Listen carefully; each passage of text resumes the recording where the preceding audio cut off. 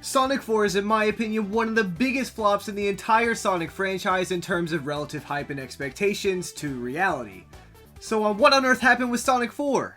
In January of 2009, the idea of Sonic 4 was first conceived. It was planned to be a sequel to the original Genesis platforming Sonic games that everyone loved. And Knuckles, of course. With Sonic 3 coming out in the 90s, it should be obvious that by creating a direct sequel called Sonic 4, expectations were going to be through the roof. The games like Sonic 06, the Sonic Adventure games, Sonic Riders, Sonic Unleashed, and several others have already come out at this point with mixed reviews. So on February 4th of 2010, fans went crazy.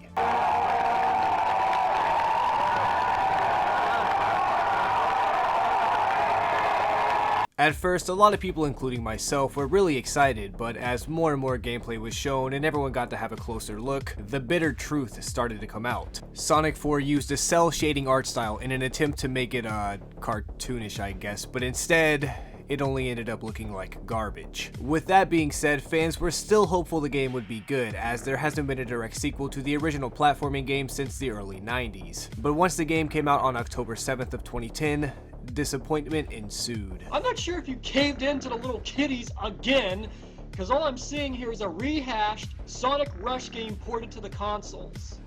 The same ugly, stretched out, green-eyed Sonic fighting the modern-style Eggman. Is that what he's going to be called too? Dr. Eggman? Ugh! I'm so infuriated right now. This is a complete turn-off. It's incredibly misleading. I mean, Sega, you have a lot of nerve. No, you have a lot of balls. Game journalists and corporations gave it okay ratings, but Sonic fans were outraged. I was too young to care about game reviews at the time, so I pirated a .apk file for some tablet and I played the game on there. My only thoughts were, this is okay, but it definitely feels like a tablet port. Little did I know, the game isn't any different on other devices. The only difference between Sonic 4 on the phone and on a console/PC are the controls and the icons of the controls on the screen. As you can imagine, this is utterly disappointing, as this was supposed to be Sonic 4 of all things. If this was just called something else like Sonic Rush DX or literally anything else, I think fans wouldn't have had nearly as many problems with it. But with the association to the best of the best Sonic games, Sonic 4 was doomed from the start. Sonic 4 was originally going to be split into 3 episodes and make a trilogy, but the 3rd episode was cancelled due to how unpopular Sonic 4 was amongst fans. Episode 2 released nearly 2 years later on May 15th of 2012. There were some slight improvements like the graphics looking better, having Tails as a partner, and a few other things, but it was too little and too late to save Sonic 4. There was also an episode called Metal Sonic that is basically just a Metal Sonic skin on top of regular Sonic, which would be cool in most Sonic games, but not in a game that nobody wants to play in the first place. With the poor reception of Sonic 4 amongst fans, the 3rd episode never released and the game was forgotten with good reason. It's disappointing that Sonic 4 was such a disappointment, but instead of taking my word for it and going about your day, let's take a look into the game and see what specifically makes Sonic 4 so bad. Of course, the first thing you should notice is even the intro. The music is bad, and while the image of the intro looks good, I guess, the animation is choppy for no real reason, I assume. The rest of the game also is horribly ugly, and the music doesn't get any better. These things aren't crucial for a Sonic game, I guess, but it leaves a bad taste in your mouth the entire time you play. And in your ears. And eyes. The momentum is also completely broken and stupid. You could hold right basically the entire time to beat any level, and you could run around loops and up 180-degree walls without having to build up speed at all. I guess Sonic has some anti-gravity shoes in this game or something, because as soon as you let go of right, Sonic completely stops in his tracks without there being any momentum. Literally, why would this be the case? The entire point of Sonic, and especially the original Genesis Sonic games, was the momentum. That's what made it Sonic. Not to mention building up speed and actually having it pay off. What were they thinking? And if having the entire game basically ruined for you like that isn't enough, they also added the homing attack from the 3D Sonic games. Now, you'd think this wouldn't be too big of a deal as it's just an extra attack, but think about it fundamentally. The homing attack was incorporated into 3D Sonic because it was harder to bounce off enemies without it, like in the original Sonic games. So when you go back to the formula of the original Sonic games and then add the homing attack, it already just doesn't make any sense. But what's worse is that it makes jumping on enemies completely pointless because it's much harder to do it in this game. In this game, when you fly off ramps, even if you're in a ball, Sonic,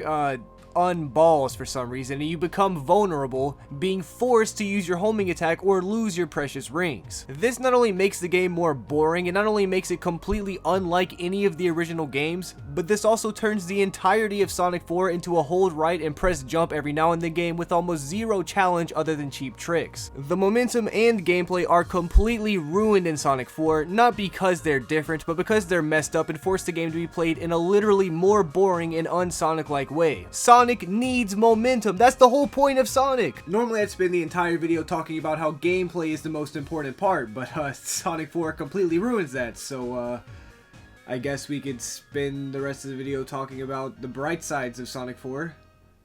Number 1, like I said earlier, in Sonic 4 Episode 2, they fixed the graphics to what they should have been the entire time, and honestly, I don't know why they just update or even re-release this game at this point with better graphics and physics, but I mean, no one asked for that, I guess, so why would they? There are also a few fun parts when you're running kinda fast and doing your loopity-loops and such, and these show up way more often in Episode 2 than in Episode 1 for sure, which would mean in Episode 3 might have been nice, but I mean, Sega making good decisions regarding Sonic? Are you kidding me? Also, even when I was enjoying the fast parts, I kept getting distracted at Sonic's ugly running animation in the first episode. I mean, look at that thing, it makes me want to barf! The last good thing I can say about this game is that it's easy, I guess, so maybe little kids would enjoy this game.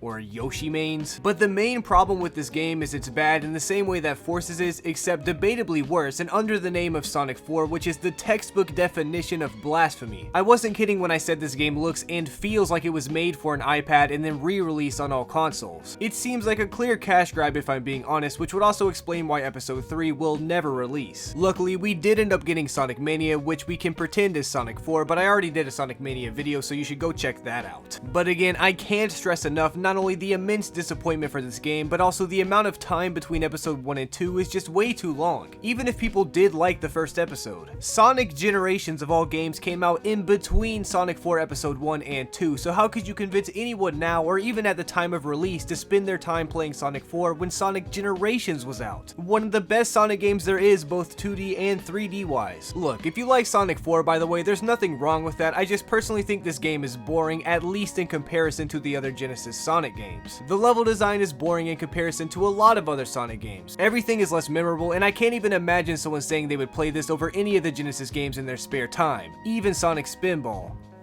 No, you know what, especially Sonic Spinball. Speaking of that, another big aspect of Sonic that this game lacks is replay value. In other Sonic games, you always want to be going fast as possible, but of course, as with good game design, there are obstacles in the way. But as you play the game more and more, you get used to all the obstacles and you start to be able to play the game extremely fast, which is fun and rewarding. Sonic 4 not only makes that tedious, but also impossible because the game pushes you along the entire time anyway, so there's not much to improve upon other than dealing with the stupid and boring obstacles that get in your way, which isn't the same as the good and fun ones in the other Sonic games. Sonic 4 was a big disappointment, but I mean, if you go into the game with the expectations of it being a phone game and kind of lower quality, maybe you can get a little bit of enjoyment out of it, but I mean, hey, at least it works, which is more than you could say about some Sonic games. Candy paint wet,